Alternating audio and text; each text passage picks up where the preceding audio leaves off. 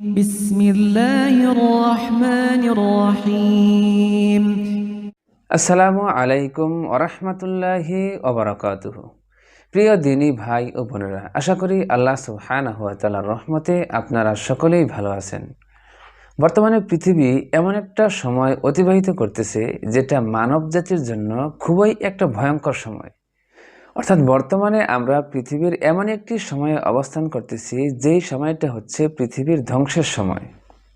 অর্থাৎ হাদিসে যে সমস্ত ভবিষ্যৎবাণীগুলো করা হয়েছে সেই ভবিষ্যৎবাণী অনুযায়ী এখন পরমাণু যুদ্ধ যে কোনো সময় শুরু হবে।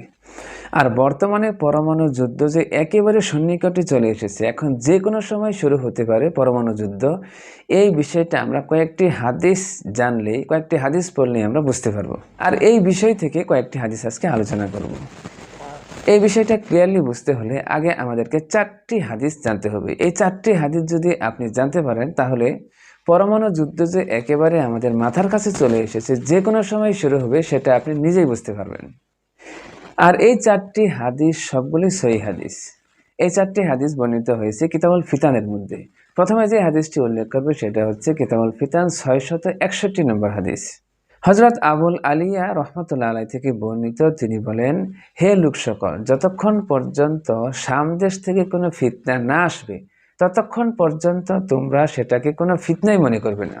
কিন্তু যখন ওই শাম দেশ থেকে ফিতনা শুরু হবে তখনই বুঝতে হবে সেটা হচ্ছে অন্ধত্বপূর্ণ ফিতনা, সেটাই হচ্ছে ধ্বংসাত্মক ফিতনা।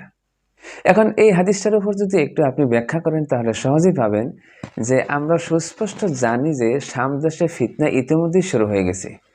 আর এই ফিতনা আর হাদিসটি যদি আমরা সামনে রাখি তাহলে আমরা সুস্পষ্ট দেখতে পাই যে হাদিসটা একেবারে পরিপূর্ণ বাস্তবায়ন হয়ে গেছে। আর বর্তমানে সামদেশে যে ফিতনা চলতেছে সেটাই হচ্ছে অন্ধত্বপূর্ণ ফিতনা। আর এটাই হচ্ছে এমন ফিতনা যা কখনোই থামবে না। হাদিসের মধ্যে এটা বলা হয়েছে, যেটা আমি আগের ভিডিওতে আলোচনা করেছি, যে এই ফিতনাটা কখনোই থামবে না, একটু থামবে আবার শুরু হবে। তার মানে বর্তমানে যে ফিতনাটা চলতেছে এটা হচ্ছে অন্ধত্বপূর্ণ ফিতনা। যেমন আরেকটি হাদিসের মধ্যে বর্ণিত হয়েছে, সেটা হচ্ছে কিতাবুল ফিতান 660 নং হাদিস।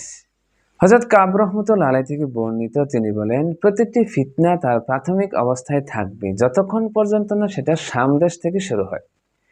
আর যখনই সেই ফিতনাটা সামদেশ থেকে শুরু হবে তখনই বুঝতে হবে সেটা চূড়ান্ত রূপ ধারণ করে ফেলেছে। এই হাদিসটিতে আরো সুস্পষ্ট করে বলা হয়েছে যে যখনই সামদেশ থেকে ফিতনা শুরু হবে তখনই বুঝতে হবে এটাই চূড়ান্ত ফিতনা। এটাই হচ্ছে এমন ফিতনা যে ফিতনা পৃথিবীকে সেই আগের অবস্থায় নিয়ে যাবে।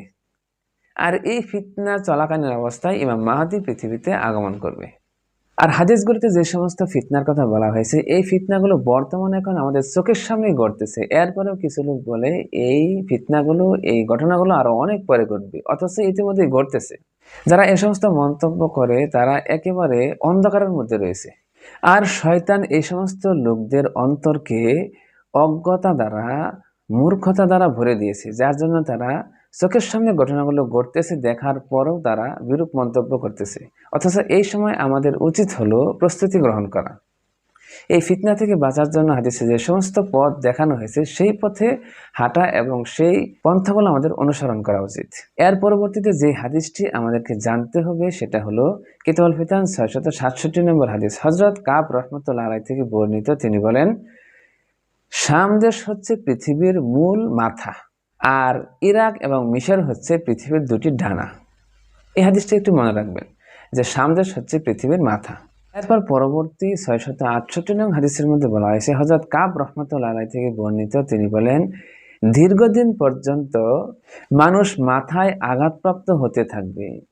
এইভাবে আঘাতপ্রাপ্ত হতে হতে অর্থাৎ সামদেশ ধ্বংস হয়ে যাবে। আর যখন এই সামদেশ ধ্বংস হয়ে যাবে তখনই মানুষ ধ্বংসের দ্বার প্রান্তে চলে যাবে। দেখেন, এই হাদিসটিতে আরো ক্লিয়ারলি বলা হয়েছে, যখনই সামদেশ ধ্বংস হয়ে যাবে তখনই মানুষ একেবারে ধ্বংসের দ্বার প্রান্তে চলে যাবে। তার মানে এখন সামদেশ ধ্বংস হয়ে গেছে, এখন পৃথিবীবাসী ধ্বংসের দ্বার প্রান্তে রয়েছে। এখন যে কোনো সময় পরমাণু যুদ্ধ শুরু হবে, আর এই যুদ্ধের মাধ্যমে পৃথিবীবাসী এই সভ্যতা বিলীন হয়ে যাবে। মানে পৃথিবীর 2/3 মানুষ মারা যাবে, যেটা অন্য আরেকটি হাদিসের মধ্যে বলা হয়েছে। আর সময়টা এখন একেবারে মাথার কাছে চলে এসেছে, এখন যে কোনো সময় এই অঘটনটা ঘটে যাবে। যেহেতু সামদেশ ধ্বংস হয়ে গেছে, এখন পৃথিবীবাসী আরো দীর্ঘদিন পর্যন্ত পৃথিবীতে শান্তিতে বসবাস করবে এটা আশা করা যায় না। কারণ হাদিসে বলা হয়েছে সামদেশ ধ্বংস হলে পৃথিবীর অন্যান্য দেশও ধ্বংস হয়ে যাবে। তার মানে সামদেশ ধ্বংস হয়ে গেছে, এখন পৃথিবীর অন্যান্য দেশগুলো দেশবাসী ধ্বংস হওয়ার পালা। এর থেকে পৃথিবীবাসীর বাঁচার কোনো উপায় নেই। হাদিসে যেহেতু বলা হয়েছে ধ্বংসের দ্বারপ্রান্তে, এখন এর থেকে বাঁচার কোনো উপায় নেই। শুধুমাত্র সেই সমস্ত ব্যক্তিরা এই ধ্বংস থেকে, এই ফিতনা থেকে বেঁচে থাকতে পারবে যারা এখন শুধুমাত্র ইখলাসের সাথে আল্লাহ সুবহানাহু ওয়া তাআলার কাছে ক্ষমা চাইবে, এই ফিতনা থেকে বাঁচার জন্য আশ্রয় চাইবে, ফিতনা থেকে বাঁচার জন্য হাদিসে যে সমস্ত পথ দেখানো হয়েছে সেই পথ অনুসরণ করবে, তারা এই ফিতনাগুলো থেকে কিছুটা নিরাপদ থাকতে পারবে। আর এই হাদিসগুলো আমরা যদিও বেশি গুরুত্ব দিয়ে অনুধাবন করতেছি না, এই হাদিসটি মধ্যপ্রাচ্যে যে দেশগুলোর উপর ফিতনা চলে এসেছে তারা কিন্তু একেবারে দিবালোকে নেই হাদিসগুলো বিশ্বাস করতেছে যে হাদিসগুলো পরিপূর্ণ বাস্তবায়ন হয়ে গেছে। তারা এর মর্মার্থ সুস্পষ্টরূপে বুঝতে পারলেও দুর্ভাগ্যজনকভাবে আমরা এর মর্মার্থ এখনো উপলব্ধি করতে পারতেছি না। তো প্রিয় দিনী ভাই ও বোনেরা, আমাদের এখন উচিত হলো আল্লাহ সুবহানাহু ওয়া তাআলার কাছে বেশি বেশি আশ্রয় প্রার্থনা করা, আর ফিতনার সময় যেন নিরাপদ থাকি সেজন্য বেশি বেশি আল্লাহ তাআলার কাছে দোয়া করা, যেন আল্লাহ সুবহানাহু ওয়া তাআলা আমাদেরকে ফিতনার সময় আমাদের ঈমান এবং আমাদের বেঁচে থাকার জন্য যে সমস্ত প্রয়োজনীয় জিনিসপত্রের প্রয়োজন সেগুলো যেন আল্লাহ সুবহানাহু ওয়া তাআলা আমাদের জন্য হেফাজত করেন। এই জন্য সবসময় আমাদের দোয়া করা উচিত। তো প্রিয় দিনী ভাই ও বোনেরা, আজকের মতো এখানেই শেষ করছি।